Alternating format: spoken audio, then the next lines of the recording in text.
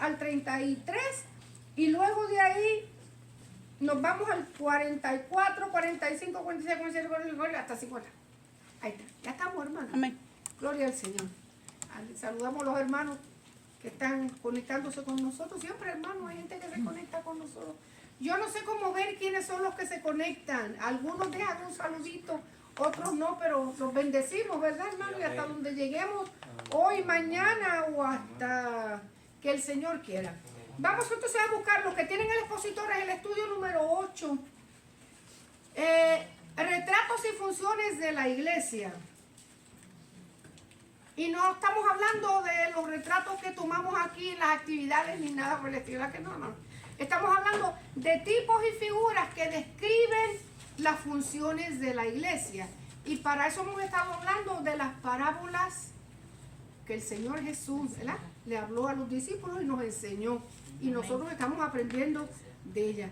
Esta lección, hermano, tiene 5 parábolas, pero yo no creo que nos dé tiempo para estudiar las 5. Entonces vamos a estudiar parejas de 2 en 2 y la última que nos habla de el día del juicio y la separación, o sea, la última parábola que nos va a hablar del tiempo de la pesca de las almas, esa la vamos a dejar para la semana que viene.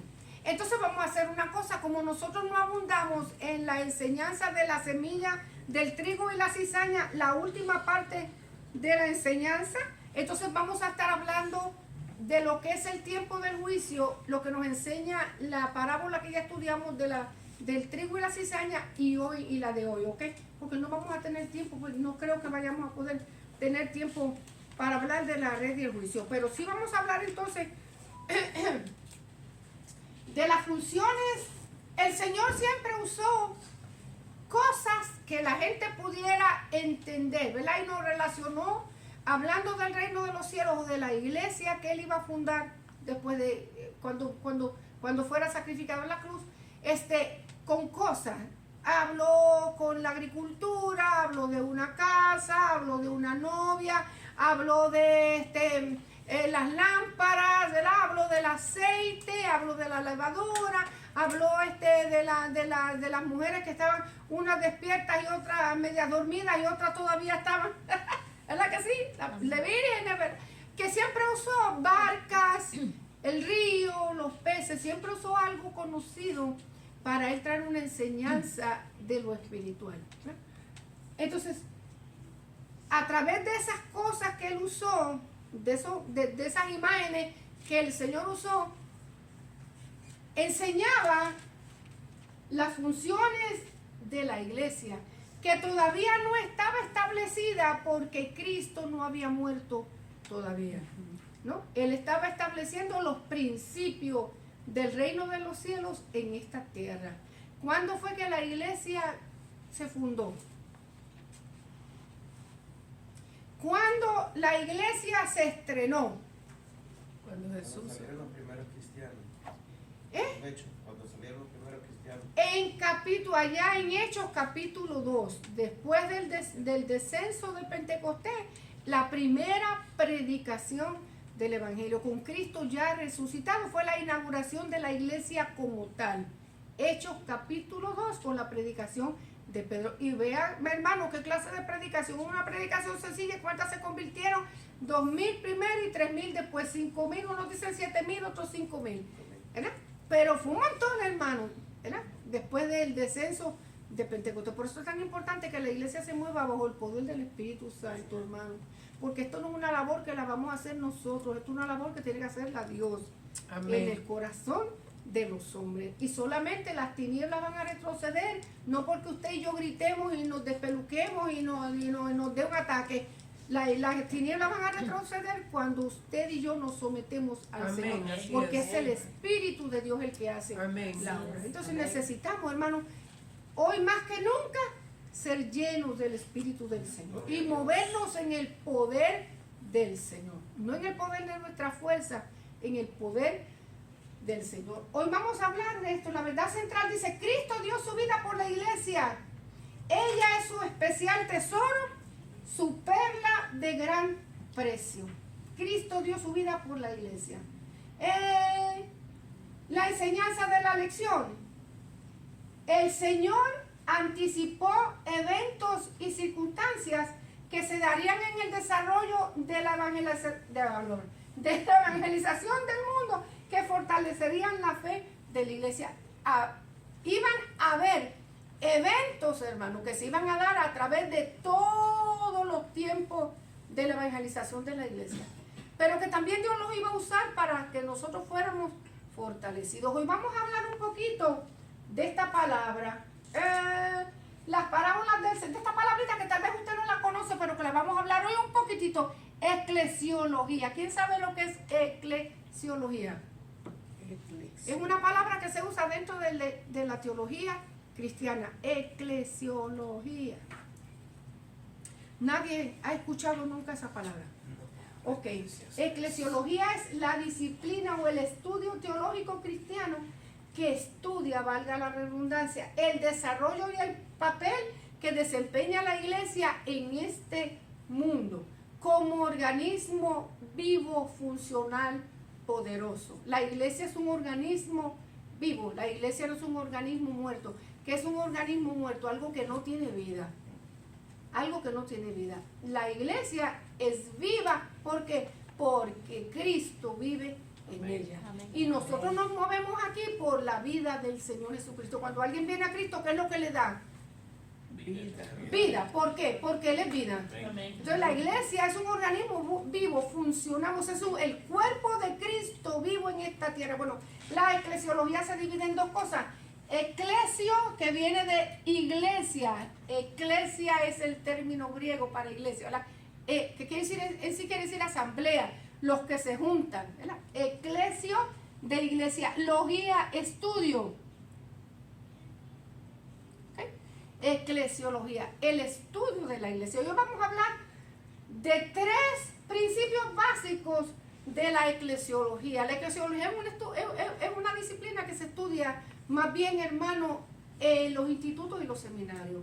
Nos habla acerca del desarrollo de la iglesia, ¿verdad? De las funciones que la iglesia lleva a cabo aquí en esta tierra. Se relaciona mucho con el evangelismo, se relaciona mucho cómo se dirigen las congregaciones, ¿verdad? Cómo se ordenan las iglesias o las congregaciones aquí en este mundo donde vivimos, hasta que Cristo venga, hermano. Porque la iglesia es un lugar donde tiene que haber orden, donde hay leyes que el Señor estableció, donde hay principios bíblicos que la iglesia se tiene que dejar, que todos aquellos cristianos, toda aquella gente que acepta a Cristo como su Salvador, tiene que acogerse a ellos y vivir por ellos, hermano. Amén. Dios no negocia eso con nadie. Atento, que no es negocia, Dios no negocia eso con nadie. ¿Ok? Dios no negocia los principios bíblicos con nadie. El que viene y entra en pacto con el Señor sabe a lo que va. Amén. Dios nunca engaña a nadie, sabe a lo que va. Esto es un pacto que yo lo recibo, lo acepto y entro en él por voluntad propia. Entonces, en el momento que yo recibo la salvación gratuita del Señor, me comprometo con él a comenzar un camino nuevo y una doctrina nueva que me va a enseñar el Señor a ser mejor creyente en esta tierra, mejor ciudadano, mejor creyente, mejor persona. Herederos del reino de los cielos. Ok, entonces, la eclesiología que nosotros vamos a estudiar un poquito hoy son tres principios básicos de ese estudio de cómo funciona la iglesia. De hecho, estas 5 parábolas que el Señor nos va a enseñar hoy en su palabra tienen que ver con 3 principios básicos. Primero yo les voy a enseñar 2 porque el tercero se lo voy a enseñar la semana que viene, ¿ok? El primero tiene que ver con el crecimiento. ¿Ok? Dice la enseñanza de la lección, el Señor anticipó eventos, yo se lo leí, y circunstancias que se van a dar en este mundo mientras la iglesia esté cumpliendo su función como evangelista. Pero esos principios y esos desarrollos nos van a ayudar a nosotros a crecer y a ser más fuertes como creyentes. El primer principio básico que nosotros vamos a estudiar en las primeras 2 parábolas, porque las vamos a llevar de 2 en 2. 2 y la última 5. El primero va a ser el crecimiento. ¿Qué quiere decir esa palabra? Crecimiento. El crecimiento de la iglesia. El crecimiento de la iglesia. Sencillito como eso. El crecimiento de la iglesia. Y esto es un término Esto es un término teológico que se está usando mucho en estos tiempos, hermanos. Siempre lo relacionamos con el crecimiento numérico de las iglesias. ¿Sí han oído este término? Mega iglesia. ¿Qué quiere decir una mega iglesia? Iglesia grande. Iglesia grande. Una iglesia grande. Mega se relaciona con qué, con grande, con tamaño grande. Las mega iglesias se relacionan mucho y usan mucho este sistema de crecimiento. Y nosotros los cristianos a veces pensamos que el crecimiento solamente lo vamos a relacionar, y es lo más importante, el número de miembros que tenga una iglesia. Y nosotros relacionamos este concepto: mientras más grande sea la iglesia, numéricamente hablando, mejor es. ¿Verdad que sí? Y muchos pastores, pues, el deseo de nuestro corazón, yo no sé cómo le hacen, hermano, porque si somos 100 y yo me vuelvo loca, imagínense con 1000, me tiene que llevar al manicomio. El Señor es el que da, hermano. Pero mira, lo que nosotros relacionamos es, mientras más grande la iglesia, mejor. Y estamos totalmente equivocados, porque el Señor nos va a enseñar hoy que lo importante no es el número de la iglesia, no es la visión numérica que nosotros tengamos para la iglesia, aunque es bueno, es bonito, no es que todo el mundo se convirtiera a Cristo, hermano. Pero más importante que se convirtiera a Cristo sería que permaneciera en Cristo. Amén. Que permaneciera en Cristo, porque junto con el crecimiento, que es importante, ojo, no lo estoy rechazando, es importante, junto con el crecimiento vienen unos procesos de desarrollo en la evangelización que son peligrosos, y nosotros los vamos a ver ahora. A mayor número de gente reunida en un solo lugar, mayores circunstancias y situaciones difíciles se juntan también, hermano. Porque no todos somos iguales, no todos pensamos lo mismo, no todos tenemos el mismo sentir ni el mismo deseo. No todos, decía el Señor, no todos los que están en Israel, ¿qué dice la Biblia? Son israelitas.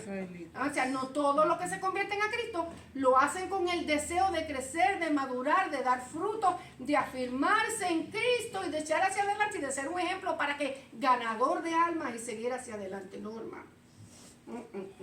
No es lo mismo manejar un grupo de 10 que manejar un grupo de 100. Y el Señor nos lo va a enseñar ahorita mismo, vean. Dice el crecimiento, el principio básico primero que vamos a ver. La iglesia no debe buscar solamente un crecimiento numérico y temporal. Muchas veces el crecimiento numérico es temporal. Estamos 2 o 3, 4, 5 meses y usted ve que la iglesia a veces florece, se llena. De aquí a 6 meses como que van desertando poquito a poco.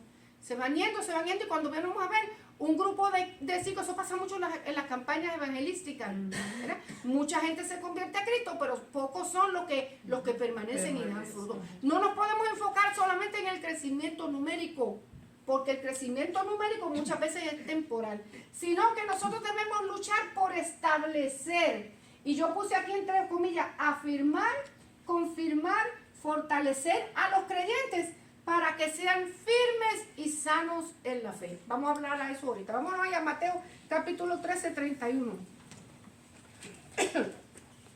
Dice, otra parábola, o sea, hablando del Señor, le refirió diciendo, el reino de los cielos es semejante al grano de mostaza que un hombre tomó y sembró en su campo, el cual a la verdad es la semilla más pequeña de todas las al cual a la verdad es la más pequeña de todas las semillas. Pero cuando ha crecido, es la mayor de todas las hortalizas y se hace árbol, de tal manera que vienen las aves del cielo y hacen nido en sus ramas. Nosotros siempre hemos escuchado esta parábola, y ahorita vamos a leer la otra porque es muy parecida a esta. Nosotros siempre hemos leído esta parábola de una manera y la hemos interpretado de una manera positiva y beneficiosa para la iglesia. Si nosotros la queremos mirar de esa forma, buscándole un sentido espiritual, que nos beneficie y que lo miremos del lado positivo está bien. Pero realmente lo que dicen los teólogos en esta lección o lo que va a plantear la lección hoy es que esto que nos está enseñando el Señor no es positivo para la iglesia. ¿Por qué? Porque lo que le acabé de explicar, junto con el crecimiento numérico, vienen también las situaciones difíciles dentro de la iglesia. Empezamos. ¿Usted alguna vez ha visto una semilla de mostaza? ¿Nunca ha visto una semillita de mostaza? Sí, hay alguien que ha visto una semillita de mostaza. Sí. ¿Cómo es? Así, una cosita así que casi. Yo no sé cuántos años, no le quiero mentir. ¿Cuántos años hace que yo tengo estas 4 semillitas de mostaza aquí? Yo le daría, hermano, y no quiero mentirle, pero si acaso más, desde el año 2000. Yo compré esta Biblia en el año 1996, cuando yo estaba en el seminario. Y allí vino un maestro, tuvimos una lección y uno de los estudiantes me trajo una bolsita de semillas de mostaza. Y estábamos hablando de eso y nos repartimos las semillitas de mostaza. Yo agarré las mías y las planté aquí.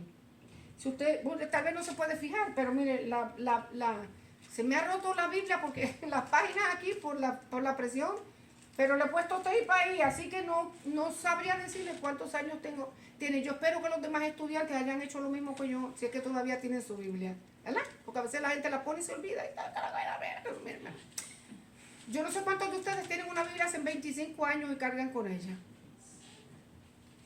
Desde ese tiempo yo tengo esta semillita de mostaza. Si no, le digo del 97, del 98, digo del 2000. Ok, son bien pequeñitas, bien pequeñitas. Bien pequeñitas. Si usted la ha visto, sabe que no estamos hablando de una semilla grande.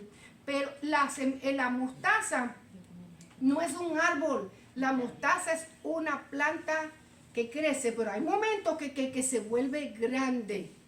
Que se vuelve grande. Pero la mostaza es una planta, es un arbusto, mejor dicho, un arbusto. No es un. Pero el Señor nos está diciendo aquí y nos está hablando acerca del crecimiento. El reino de los cielos en esta tierra, estamos hablando de que de la iglesia en esta tierra es semejante a un grano de mostaza. Incluso nosotros tenemos un coro que dice, si tuviera fe, como un grano de mostaza. ¿Quién tendrá una fe así de chiquitita, hermano? ¿Vale? Eso es. Nadie tiene una fe así de chiquitita, ¿verdad que no, hermano? No. ¿Verdad? Eso es una hipérbole, ¿verdad? Eso es una no le voy a decir una exageración, pero es algo que el Señor usaba para hablar. Dice, el reino de los cielos es semejante al grano de una mostaza que un hombre tomó y sembró en el campo. La semana pasada nosotros hablamos de que el sembrador y el dueño del campo, ¿quién era? Jesús, ¿verdad? Jesús era el dueño del campo. El reino de los cielos, quien lo establece en esta tierra, lo estableció en esta tierra, fue Cristo Jesús. Es el dueño y Señor de la iglesia. El evangelio es el que va formando la iglesia. El evangelio, el reino de los cielos es semejante a un grano de mostaza que un hombre tomó y sembró en su campo, el cual la verdad es más pequeña de todas las semillas. ¿Habrá semillas más pequeñas que la de la mostaza, hermano? Sí, hay semillas que son más pequeñas que la de la mostaza. Sí, hay más pequeñas, pero el Señor la está usando para traer una enseñanza a aquella gente que no solamente eran agricultores, al Señor lo seguía un montón de gente. Dice, es el mayor, pero cuando ha crecido, es el mayor de todas las hortalizas y se hace árbol, de tal manera que vienen las aves del cielo y hacen nido en su rama. A ver, hermano Jonathan, ¿cómo usted interpreta esta enseñanza, esta parábola? ¿Cómo la hemos interpretado siempre? No tengan miedo, hermano, ahora no vaya a echarse para atrás, no se vaya a echar para atrás. ¿Cómo siempre hemos interpretado esta? Es una metáfora. Una metáfora, pero ¿cómo siempre la hemos interpretado la metáfora? Jesús hablaba de algo simbólico para poder entender nosotros. Hablaba de la semilla que si tuviéramos la fe así de esa mínima, fuera grande al momento de crecer. Yo quería agregar algo. Mi papá es agricultor. Para poder sembrar la mostaza no se siembra en tierra normal como se siembra otra planta, se hace un almácigo y se prepara el terreno porque es muy delicada la planta. Entonces, en mis términos entiendo que lo que está tratando de decir es que tiene que ser algo diferente, de una forma diferente, tratar de una forma diferente para que pueda crecer nuestra fe. Eso es lo que estaba hablando Jesús. Y después que nuestra fe crece, que esa es la forma en que nosotros la interpretamos y la hemos interpretado siempre. Pero le dije que la lección de hoy nos las enseña a nosotros desde el punto de vista del crecimiento. O sea, nosotros siempre la hemos interpretado, aparte de la manera que explica el hermano Manuel, es que nuestra fe crece, es pequeñita cuando nosotros venimos a Cristo. Pero a medida que nosotros vamos conociendo al Señor, nuestra fe va creciendo de tal manera que va alcanzando a otros. Vamos alcanzando madurez, vamos creciendo, vamos alcanzando gente. Y viene gente y que se nos arrima y nosotros los cobijamos con el Evangelio de Jesucristo. ¿Verdad que siempre lo hemos relacionado con eso? Aparte del crecimiento de nuestra fe. Nosotros somos luz en medio de las tinieblas, nos convertimos en un árbol fuerte y la gente viene y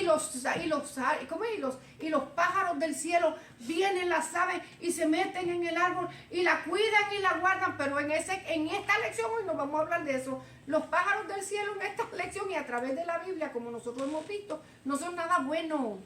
Los pájaros del cielo, en otras lecciones, en otras parábolas que el Señor ha hablado, no ha hablado de cosas buenas. ¿Ha hablado de qué? De gente, o ha hablado de elementos del maligno. ¿Se acuerdan cuando tiró la semilla? La semilla cayó ahí y dio fruto en abundancia. ¿Qué dice de los pájaros? Los pájaros la vieron ahí, la dejaron quieta, ni siquiera la miraron, no hicieron caso de las... ¿Qué dice el hermano? Las aves de los cielos vinieron y la comieron y no dejaron ni una. Todas se la zumbaron. Todas no dejaron ni una. No dejaron. Entonces el Señor mismo dijo, ¿qué dijo? La explicación de esto es que cuando llega y no tiene fruto y no tiene raíces, ¿qué es lo que se asemeja? El enemigo viene y roba la enseñanza. Ok, si la vamos a conceptuar con el enriquecimiento, dice, nosotros no debemos solamente enfocarnos en ganar un montón de gente para Cristo y tener la nómina de la congregación o el libro de registro hasta el tope, hermano. Esa no debe ser la visión de la iglesia. No estoy en contra del crecimiento numérico de la iglesia, pero nosotros no nos debemos enfocar en que la iglesia esté llena y haya que sacar más sillas y haya que pararnos nosotros en la vuelta de la iglesia y buscar un edificio de 3 pisos porque el crecimiento es grande. Ojalá que todos vinieran, se convirtieran a Cristo y dieran fruto. El enfoque de la iglesia, la Biblia nos enseña hoy que debe ser en que la iglesia, la gente que se convierta, se establezca. ¿Qué quiere decir establecerse? Yo me voy a establecer en este lugar. Permanecer. Voy a permanecer. ¿Qué más? Cuando yo estoy establecida, permanezco en este lugar. ¿Qué sucede conmigo? Da fruto. Doy fruto, echo raíces, crezco, maduro, me afirmo en ese lugar. Aquí lo puse, me afirmo, me confirmo, me fortalezco. La misión de la iglesia debe ser que todos aquellos que vengan a Cristo, hermano, sean pocos o sean muchos, crezcan y maduren, echen raíces primero, vayan madurando, sean fortalecidos y permanezcan en Cristo Jesús. Amén. Esa es la idea, hermano. Sí, amén. O sea, nosotros no debemos enfocarnos solamente en el número. Qué bueno que vienen y se convierten, pero una vez que se convierten, Pedro y Pablo oraban porque la iglesia fuera confirmada en Cristo, permaneciera. Al Señor le agrada más que usted y yo echemos raíces y seamos firmes en el Evangelio, maduros, crezcamos, no nos movamos, hermano, absolutamente por nada de lo que pueda suceder. En vez de nosotros enfocarnos por el número, porque cuando no todos los que vienen a la casa del Señor lamentablemente se establecen, hermano. Hay gente que los principios bíblicos, no es que nosotros inmediatamente le vamos a topar con ellos, hermano. Pero llega el momento en que el pastor o el líder o que el Señor tiene ahí delante enseñando a la iglesia, va a ir apretando aquí y aflojando acá. Y va a ir enseñando, porque esa es la meta, hermano. No es que todos nosotros nos volvamos viejos con un vivero, una pachita loca. No, hermano. La idea es que nosotros crezcamos, Amén. maduremos y demos fruto y nos convirtamos en líderes de la iglesia de Jesucristo para alcanzar a otros para el Señor. No es que estemos muy cómodos sentados, hermano, ¿verdad? y nos pongamos así de palabra. Yo quiero palabra, ay, yo quiero alimentarme de palabra. Yo creo que después la gente que se alimenta mucho y no hace ningún ejercicio, ¿qué le pasa? Se convierten en obesos y dañan su salud. Entonces, en la iglesia mucha gente, hay gente obesa espiritualmente que no quiere dar un tao, hermano, y están enfermos. Amén. Están enfermos, no hacen nada. Después los pueden mover, ¿verdad? Entonces, la idea es que nosotros crezcamos. Es verdad que las aves del cielo, cuando nosotros crecemos, las aves del cielo, vienen, hermano, comparándolo a la gente, viene la gente y se mete y se cobija dentro de la iglesia que crece mucho. Y yo le digo una cosa, hermano, con todo el respeto del mundo. ¿Cuál es la mentalidad de la gente hoy en día con relación a la iglesia? Ah, yo vengo aquí, no hay músicos buenos, que si hay con otras personas, no. Me voy. Porque yo necesito ir a una iglesia grande. Una iglesia grande. No hay una orquesta en la congregación. Ay, no, que me gusta la música, que me eleve, que me eleve, que me eleve. Se elevan tanto que se le arrancan las raíces y se van. Se elevan mucho, hermano, y después los perdemos. Y unos vienen a buscar novia. Ah, otros vienen a buscar novia, pero como no encuentran la que le agrada, se van. En esta iglesia no hay nada. Yo vengo a buscar una esposa. Aquí viene a buscar. Me han dicho que en la iglesia es donde mejores esposas hay y mejores esposos. Estamos en el proceso. Dios. Entonces, no me gusta porque son iglesias pequeñas y la iglesia tuya es pequeña. So what? No hay nada ahí, dicen. Ajá, es pequeña, porque mejor, más control hay. No es que no me vaya a confundir, hermano, con el conformismo. Nosotros debemos crecer. ¿Sabe por qué mucha gente busca la congregación grande? Porque muchas veces, no en todas, hermano. Ojo, que no estoy hablando de todas. Pero muchas veces en estas congregaciones grandes no hay un acercamiento. No hay un acercamiento de líder y líder y no hay una supervisión del crecimiento espiritual. No Muchas veces en conocen esta al congregación pastor. el amante el Señor lleva al amante. La llevo este miércoles porque Amén. es un estudio bíblico. Pues no va mucha gente y todo el mundo me conoce. Pero el domingo, como está lleno, me llevo la otra. Y las conformo a las dos. Y como ahí nadie me pregunta nada, ni nadie está en supervisión de cómo yo voy creciendo, cómo voy madurando, cómo voy dando frutos, muy bien. Tranquilo. Exacto, no hay problema. Yo entro y salgo y no hay nadie que me dirija a la palabra, no hay nadie que me incomode, no hay nadie que me moleste, no hay nadie que me supervise. Y no es un control, hermano, pero la iglesia está aquí para que echemos raíces, maduremos, seamos fortalecidos, confirmados, afirmados, porque el pecado dentro de la congregación, cualquiera que sea, daña al resto de la iglesia. Dios. Entonces, mientras yo como líder tenga la iglesia llena y todo vaya a viento y a popa y a toda vela, viento en popa y a toda vela, no hay problema, no importa. Chichín. A mí sí me importa, hermano. ¿Sabe por qué me importa? Porque a mí me interesa que el que se convierta a Cristo, yo esté Eche cumpliendo la raíces, función amén. que el Señor estableció. Establecer un cuerpo para preparar este grupo para que cuando Cristo venga por nosotros podamos irnos con Él. Amén. Mientras tanto brille y cumple la función en esta tierra. ¿Vio? Ajá, ¿alguien levantó la mano por ahí? Amén. Pastora, sí, acerca de eso quería agregar algo. A mí siempre me ha llamado la atención en la palabra cuando habla del pastorado y habla de la oveja perdida. Siempre dice, deja las 99 en el redil y va a buscar la que se perdió. Yo considero que como que ahí el Señor dejó un patrón de que 100 personas, como usted decía, todavía usted puede tener un control, pero ya de miles, considero yo, ¿verdad? Y eso siempre me ha llamado la atención en la palabra, cuando se habla específicamente de los pastores. Sí, es así, mira, hermano. Y el asunto es que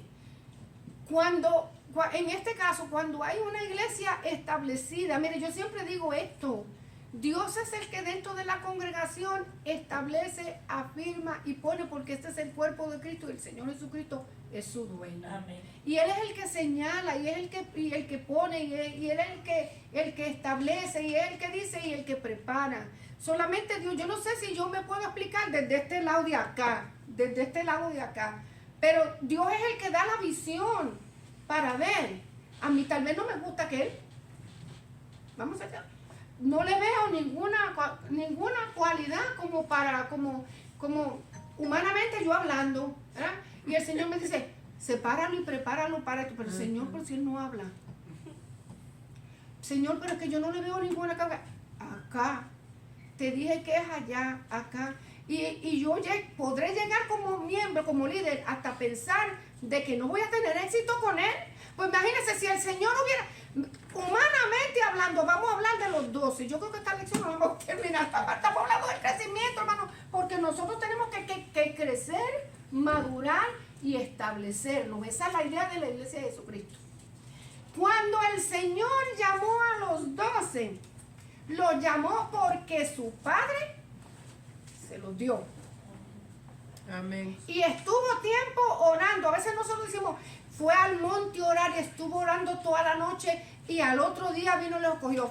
¿Quién sabe cuántas veces el Señor subió al monte? ¿Cuántas noches subió al monte? Allí a orar, a orar, Señor, diríjame, Padre, porque Él nunca hizo algo en su propia voluntad. Todo lo que lo hizo fue, usted piensa humanamente hablando, hermano, ¿qué equipo el Señor llamó? ¿Qué equipito de 12 el Señor llamó? Los más terriblitos del vecindario. No llamó a gente buena, no llamó a gente formidable, hermano. Llamó a gente común y corriente. Es que nomás con Pedro, a mí me hubiera dado un ataque. Con Pedro nada más en el grupo me hubiera sacado carne verde, hermano, porque Pedro era terrible. Y el Señor lo llamó. Es más, fíjese qué tremendo. Es que el Señor no conoce, gloria a su nombre. Lo hizo líder del grupo a Pedrito. A Pedrito había que llevarlo a Mecate corto. Lo voy a poner esta responsabilidad para que se encargue. ¿Por qué? Porque el Señor no solamente miraba lo que era Pedro, el Señor miraba lo que él iba a hacer cuando estuviera afirmado, confirmado y fortalecido en Cristo. Él miraba capacidades en Pedro. Si soy yo, digo, Dios mío, pero ¿qué viste en Pedro? Qué tremendo. En Juan, ¿qué vio en Pedro? ¿Qué vio en los demás apóstoles? ¿Qué vio en los demás apóstoles? Porque cada uno de ellos tenía algo, la música por dentro, hermano. Entonces, pero el Señor que nos llama a nosotros, los líderes, pone la visión. Yo no sé qué tú, pues vamos a darle, Señor, demuéstrame qué es, porque la verdad que yo no entiendo. Muéstrame. Y poco a poco vamos tratando con Él. Y poco a poco vamos bregando con Él conforme el Espíritu nos vaya enseñando. Y vamos apretando aquí y soltando allá. Y a veces que a nosotros no nos gusta cuando la tuerca se nos aprieta, pero es necesario para ser establecido, hermano, en Cristo Jesús. Y dar fruto y llegar a la altura que Dios quiere que nosotros lleguemos, porque no son antojos personales. No, es Dios así. Y cuando venimos a ver, el Señor trae un despertamiento y va bregando con Él y va tratando con Él. Y Dios le establece donde tiene que ir en su momento. En el momento preciso del Señor. O sea, los diáconos en la iglesia surgieron porque por una necesidad. Y los apóstoles dijeron, tanta gente, Dios mío, qué lucha, qué problema, qué dificultad, que ellas discutían, el otro peleaba, y a mí me dieron, y aquellas no me dieron, a que por qué repartieron, a mí me dejaron afuera. Entonces, los apóstoles tuvieron necesidad, oraron al Señor para que Dios los dirigiera, y escogieron a 7 hombres que tenían ciertas cualidades que eran necesarias, hermano. Si me escogen a mí para repartir, boto el saco y se acabó el evento. Cada quien para su casa y se acabó la repartición. No, pero había cualidad. Entonces yo quiero que nosotros entendamos. Vaya conmigo ahí. Primera de Pedro, un momentito, hermano. Primera de Pedro. Que no es solamente estar. Dios nos ha llamado con propósitos santos. Para establecernos, usarnos, guiarnos en el lugar donde nos ponga. Primera de Pedro 5, a ver, pegamos, 5 días. 5 días. Ahí está. 5. 5 días. ¿Quién lo tiene? El que lo tenga lo lea. Mas el Dios de toda gracia, que nos llamó a su gloria eterna en Jesucristo, Perdóname, ¿qué fue lo que hizo el Dios de toda gracia? nos llamó. Ok, nos llamó, sigue. Amén. Después que hayáis padecido un poco de tiempo, Él mismo os perfeccione, afirme, fortalezca y establezca. Él mismo, después que nosotros padezcamos un poco de tiempo. La disciplina no le gusta a nadie. La disciplina, mire hermano, tiene que ser algo que verdaderamente lo aprendimos desde niños, que amemos la disciplina. Pero la disciplina por lo general no le gusta a nadie. Y nosotros cuando somos disciplinados sufrimos, padecemos. ¿Por qué? Porque no nos gusta. Cuando nos llaman la atención por algo, no nos gusta. Claro, tiene que ver también la forma en que lo vamos a hacer, ¿vio? Pero por lo general no nos gusta. Y eso trae padecimiento a nuestra vida, pero a medida que nosotros vamos ejercitándonos en la disciplina, dice, Dios mismo nos perfecciona, nos afirma, nos fortalece y nos establece. Y dice el 11, a Él sea la gloria y el imperio por los siglos de los siglos.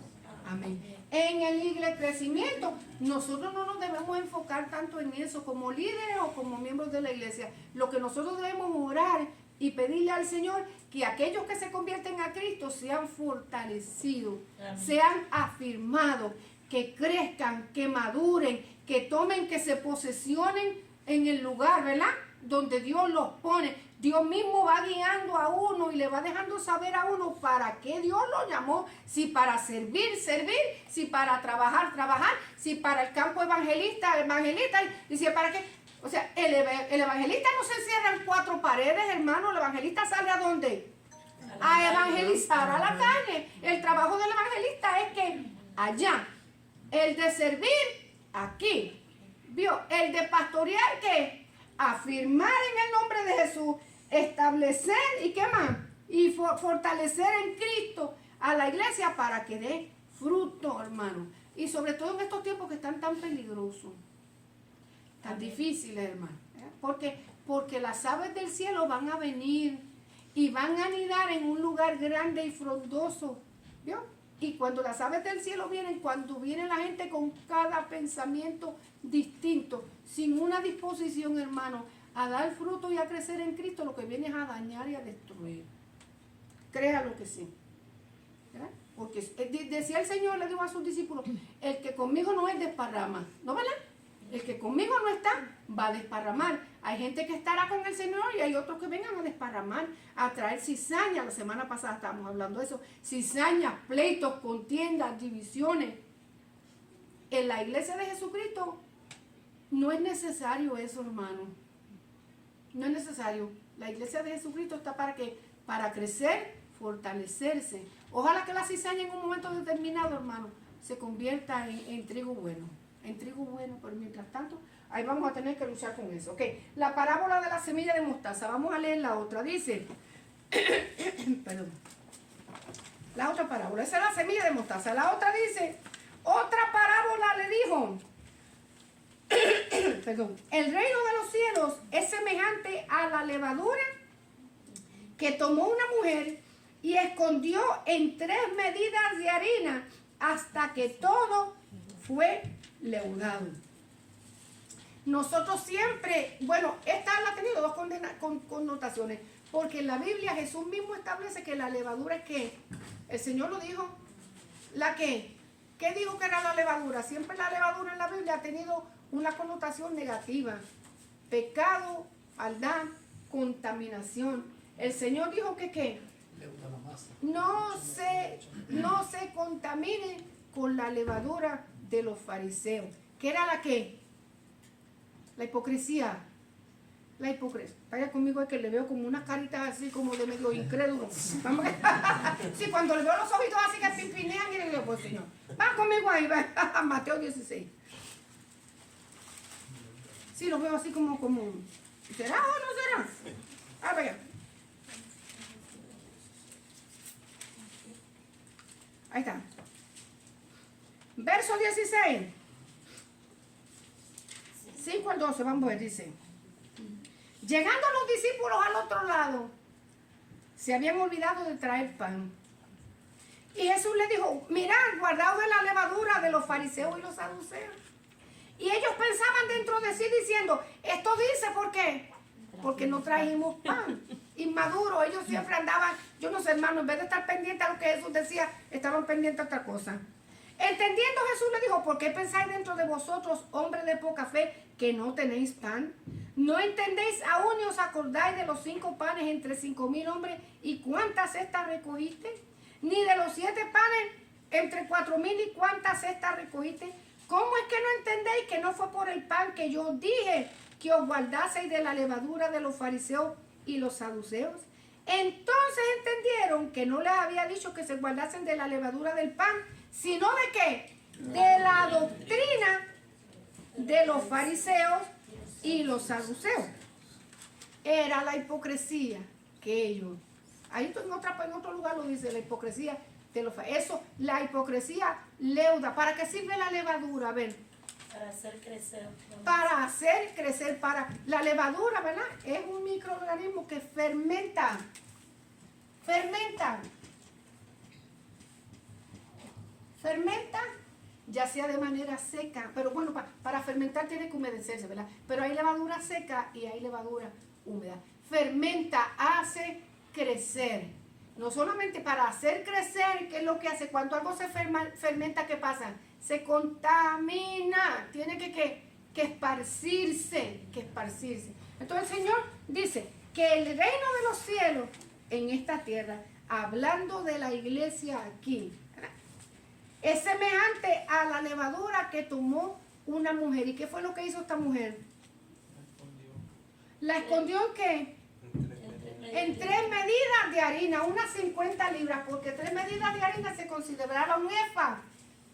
Un efa, así mismo le llama la Biblia. Y un efa era como 50 libras de harina. Ok. En el enriquecimiento, la parábola de la levadura nos habla de las implicaciones y anormalidades de carácter doctrinal, moral y administrativo dentro de la iglesia. Lo que le estaba yo hablando, que junto con el evangelio, aquella gente que realmente quiere convertirse a Cristo de todo su corazón, también viene gente que leuda, contamina, fermenta la iglesia en esta tierra. Y cuando hablamos de fermentación y de levadura en la escritura, nunca hablamos de algo bueno, siempre le da una connotación negativa.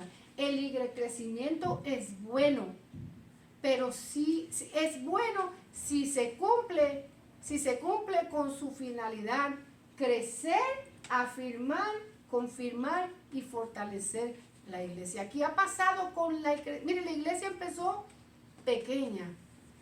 En el capítulo 2, de hecho, la iglesia comenzó pequeña. ¿Cuántos habían allí orando? 120 y tal vez 500 más, ¿verdad? Vamos a ponerle que habían 1000 creyentes en el grupo. 500 que el Señor se les apareció, si lo ha leído en la escritura, y 120 que estaban allí, que fueron los notorios. ¿Quién sabe si había más de 120 orando allí, ¿verdad? Nosotros no sabemos. Pero con el primer prédica de Pedro se sumaron gente a la iglesia. Y a través de los siglos se han ido sumando. La iglesia en su principio, en sus comienzos, era una iglesia pura, dirigida por el Espíritu Santo.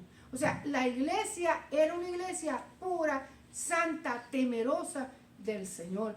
Dios dejaba sentir su presencia tanto para bendecir como para disciplinar. ¿Se acuerdan de Zafira y Ananías? ¿Se acuerdan? ¿Ven? ¿Se acuerdan de la disciplina? Amén. ¿Qué formas? De los milagros que el Señor hacía de una manera u otra, el Señor establecía principios de santidad, de comunión, pero de disciplina también. A medida que la iglesia fue creciendo y gente se fue añadiendo, se fueron haciendo concesiones. ¿Qué es una concesión? Se fueron haciendo concesiones. Yo te doy esto, pero tú me das aquello. Yo te doy esto, pero tú también tienes que darme. La iglesia se fue haciendo poderosa, se fue haciendo grande. Se fueron sumando gente y se fueron sumando a la iglesia gente importante. ¿Qué pasa? Que la doctrina pura y sencilla que aprendieron los apóstoles y enseñaron a sus discípulos, ya los discípulos de los discípulos la fueron diluyendo. Fueron enseñando otras cosas, o sea, fueron haciendo concesiones, fueron entregando pureza y santidad de la iglesia por otros beneficios que a ellos les importaba. Entonces, cuando la iglesia crece, esta parábola de la levadura lo que nos está hablando es las concesiones de doctrina moral, espiritual que a veces nosotros hacemos. ¿Cómo usted cree que la iglesia del Señor está funcionando hoy, hermano? Porque yo he visto cada monstruosidad en la internet que yo me dan ganas de llorar y de gritar. Cada enseñanza, cada punto doctrinal, hermano, que ha sido corrompido dentro de las congregaciones, que yo digo, Señor, yo sé que tú haces cosas diferentes y distintas, porque nosotros no podemos encajar, pero hermano, hay cada cosa que yo a veces me quedo con la boca abierta.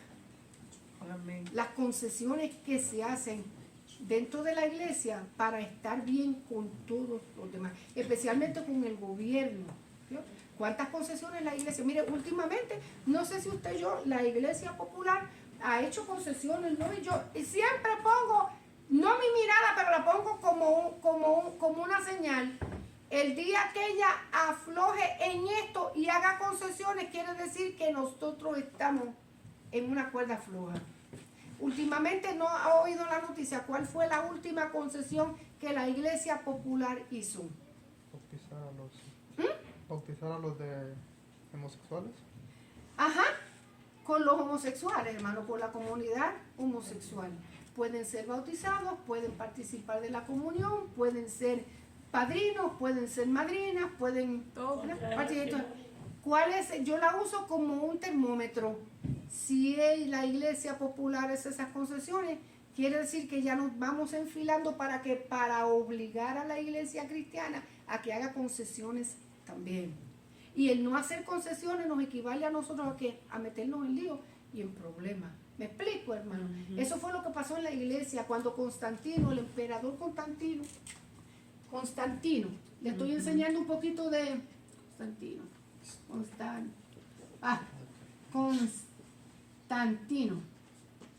El emperador Constantino en el siglo III, esto es un poquito de historia de la iglesia, en el siglo cristiano, desde el siglo I con el César hasta el siglo III hubo pura persecución para la iglesia. Miles eran muertos y arrastrados a la arena, hermanos. Los usaban como carnada para los leones y todos los de estos.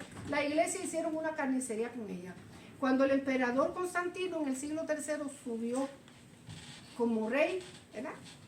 Hizo concesiones con la iglesia, se cantó de que él en una visión iba a salir a la guerra y se le presentó una cruz y una cruz y una bandera y decía, por esta cruz vencerás, y él lo tomó como que él era el hombre que Dios iba a usar para salvar a Roma y etcétera, etcétera. La historia es larga. Entonces él supuestamente se convirtió a Cristo. Voy a aceptar a Cristo. Pero ¿qué pasó? Que obligó a un montón de gente a bautizarse y aceptar el cristianismo a la fuerza. Entonces dentro de la iglesia comenzaron a venir gente con dinero y con poder y con lugares, hermanos, poderosos dentro convirtiéndose a Cristo. Y comenzó la iglesia que ya estaba tambaleando en su fe y había puesto en tela de juicio si somos santos y puros delante del Señor o tenemos que hacer como ellos nos dicen. Se fueron contaminando y fueron cediendo terreno hasta que todo el que quería venir a la iglesia tenía un puesto. Este es el pastorcito de la iglesia, como no toma, mira, yo te voy a dar 20 libras de oro, 100 libras de oro, y tú me vas a dejar ser diácono de la iglesia. Entonces aquel que estaba medio pervertido decía, está bueno. Aparte de eso, hermano, la amenaza, si tú no lo haces, yo voy a tener que hablar con el César a ver cómo te va contigo. Voy a tener que hablar con Constantino. Entonces lo ponía a temblar y él que hacía, no hay problema, vamos para allá. Y así se fueron y si tú no haces lo que yo te digo, tú no sirves como patrón. Voy a poner a aquel que tiene carita de más sencillo, me parece que aquel se va a vender mejor. ¿Vio? Entonces, así funcionaba la iglesia. Yo le estoy haciendo un cuento sencillo Así para que es. usted me pueda entender. Por eso que la iglesia llegó a la contaminación que hay hoy en día. ¿Vio? Entonces, la iglesia que se mantuvo pura y dijo, esto no puede seguir así, se dividió. Hasta aquí llegamos bien. Cuando empezó esas cosas a negociarse en la iglesia, nos dividimos. Iglesia católica cristiana, sin ofender, hermano, porque es su historia. Iglesia católica romana. ¿Quién hasta el día de hoy ha tenido más peso? ¿Pero por qué? Por las concesiones que hacemos. ¿Qué pasa? Que con la iglesia católica cristiana y católica, ¿cuántos aquí son católicos? ¿Cuántos aquí son católicos? Yo soy católica. Todos nosotros somos católicos. Católico quiere decir universal. Iglesia, lo único que hace más la diferencia universal católica, iglesia católica cristiana, iglesia católica romana. La iglesia católica cristiana le rinde pleitesía al Señor Jesucristo. La iglesia católica romana le sirve pleitesía a quién? A sus líderes. Eso es historia, sin que nadie que esté viendo este video se vaya a ofender. Eso es historia, no estoy hablando otra cosa. Entonces, dos caminos distintos, pero ¿qué pasa? Ahora esta, que es la iglesia pura, santa del Señor, que decidió dividirse porque me estás contaminando, ¿qué es lo que estoy haciendo? Buscando para Tomándome de la mano, haciendo concesiones para tomarme de la mano. Y el crecimiento, la parábola de la levadura trae implicaciones y anomalías de carácter doctrinal. Y esto va a seguir surgiendo hasta que Cristo venga. ¿Qué dijo el Señor? Déjalos que crezcan todos juntitos. El trigo y la cizaña.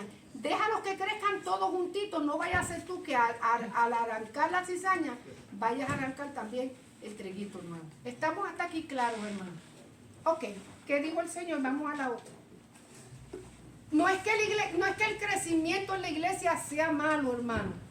Lo que nos puede poner en peligro es el enfoque que nosotros le damos al crecimiento. Estamos. Porque a mayor crecimiento, le tengo buenas noticias, a mayor crecimiento, más trabajo.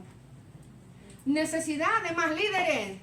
Líderes consagrados que sepan dónde están parados y que quieran que el Señor los use para la gloria de su nombre. Líderes que si crece mucho la iglesia, hermano, hay que dividirla. ¿Por qué? Porque cuando crece mucho y no hay líderes que quieran trabajar y tomar la posición que el Señor le dio, hay que dirigirla para tener más control de ella. Si son 5 gritando aquí alguna vez, haga de cuenta que hagan 100 bebés llorando a la misma vez, ¿a mí me da algo? ¿Me explico, hermano? Entonces, hay que trabajar y cada quien donde el Señor lo ponga, hermano, funcionar como Dios quiere. La iglesia tiene que velar para que el crecimiento de nuestro tiempo no dé lugar a un deterioro de carácter teológico. Podemos crecer por millares, pero siempre guardando la doctrina santa y pura del Señor. Esto es lo que nosotros creemos. Esto es lo que nosotros predicamos.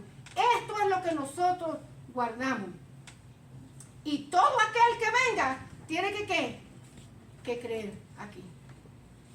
Sí, y hay gente que no encuentra cabida, por eso que se van. ¿Por qué? Porque ¿se acuerdan cuando el Señor empezó? Pero miren, a traer una palabra doctrinal fuerte, Pedrito, la gente empezó a irse, la gente empezó a desertar. Me voy, no, hombre, si este hombre está... Y Pedrito dijo, cálmate, Señor, está hablando fuerte.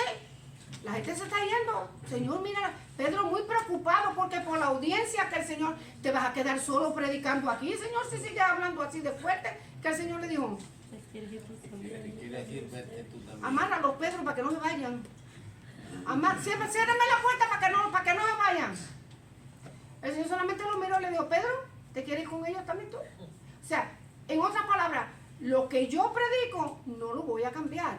Eso es lo que está establecido en la palabra del Señor. Pero con el crecimiento, hermano, vienen también, hermano, problemas de carácter, el deterioro de carácter teológico, y nosotros tenemos que aprender a lidiar con eso y cuidar, hermano, de no caer en ese deterioro espiritual. Yo creo que son las 9 que miren acá. Nos falta el segundo principio básico, no vamos a tener tiempo de hablarlo ahora, pero las segundas dos parábolas que el Señor nos va a hablar, el reino de los cielos comparado con un tesoro escondido en un campo, y también como una perla preciosa. La semana que viene entonces hablamos, hermanos, del valor que la iglesia de Jesucristo tiene. Y yo quiero que con la ayuda del Señor nos enfoquemos, hermanos, de cuánto vale usted y cuánto valgo yo delante del Señor. Amén. ¿Ok? Porque a veces nosotros todavía como que no lo hemos hecho, sí, como que no hemos entendido, ¿verdad?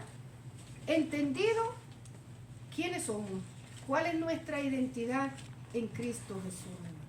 Y para poder cumplir esta función de afirmarnos, confirmarnos y fortalecernos, tenemos que aprender nuestra identidad, quiénes somos nosotros en Cristo y el valor que tenemos para el Señor. Que a nosotros no nos compró ningún pastor, a nosotros no nos compró ningún evangelista, a nosotros no nos trajo ningún hermano en Cristo, a nosotros nos compró Cristo Jesús con su sangre preciosa, hermano.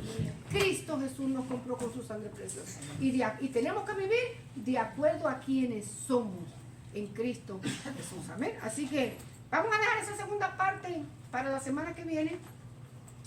El precio y el valor de la iglesia. Entonces voy a tratar de unirla, hermano. Eso con la otra, con el tercer principio de la eclesiología. Así que Dios le bendiga. ¿Tú quieres hacerme un favor, hijo? ¿Tú sabes cómo se paran? Eso, ¿ya se apagaron? ¿Eso? ¿No? Apáguenlo, por favor, porque si no yo sigo hablando como lora. Como lora, hermano. Sí, tenemos que aprender, hermano, a amarnos a nosotros mismos, porque hay cristianos, hermano, que no se valoran ellos mismos como lo que son, y como no se valoran y no se entienden y no se comprenden que son siervos comprados.